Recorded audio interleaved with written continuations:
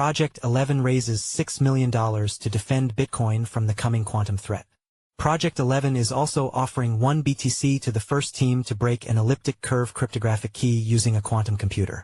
Project 11 has raised $6 million to protect Bitcoin BTC $104,595.52 from the existential threat of quantum computing, as fears mount that the network's core cryptography could one day be rendered obsolete. The round was co-led by Variant Fund and Quantonation, with participation from Castle Island Ventures alongside founding investors Nebular and Formation, according to a release. As quantum computing capabilities advance, the threat to systems like Bitcoin is no longer theoretical, it's imminent, Alex Pruden, CEO of Project 11, said in a release. This funding allows us to stay ahead of that curve, building the tools, standards, and ecosystem required to ensure digital assets remain secure in a post-quantum world, Pruden said. Earlier this year, Project 11 launched the Q-Day Prize, offering 1 BTC to the first team that can break Bitcoin's elliptic curve cryptography, ECC, using a quantum computer.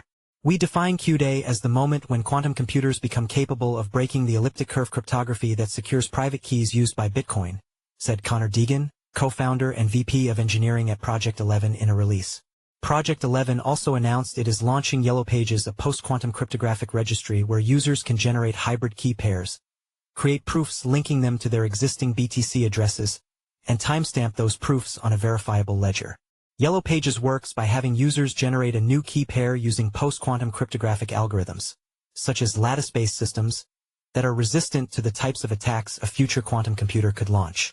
They then create a cryptographic proof linking this quantum-safe key to their existing BTC address. That proof is timestamped and stored in Yellow Pages, a public registry hosted off-chain. It doesn't move funds or alter anything on the Bitcoin blockchain, but creates a verifiable paper trail of wallet ownership that could serve as a fallback if elliptic curve cryptography is ever broken. Preparing ahead of Q-Day means ensuring that digital assets remain secure and verifiable in a post-quantum world. With Yellow Pages, we're giving users free, audited, and open-source tools to proactively establish quantum-resilient ownership today, Deegan continued. The approach contrasts with solutions like CRAMP, a Bitcoin improvement proposal that mandates a hard fork migration to quantum-safe addresses.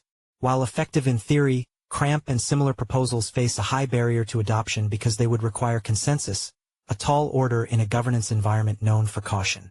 Ethereum's multi-year journey to proof-of-stake and Bitcoin's recent OP_turn debate are reminders of just how slow protocol change can be, and some analysts have warned that the slow governance process is a threat itself. This route would bypass the need for consensus, while also facilitating the mass adoption of quantum defenses.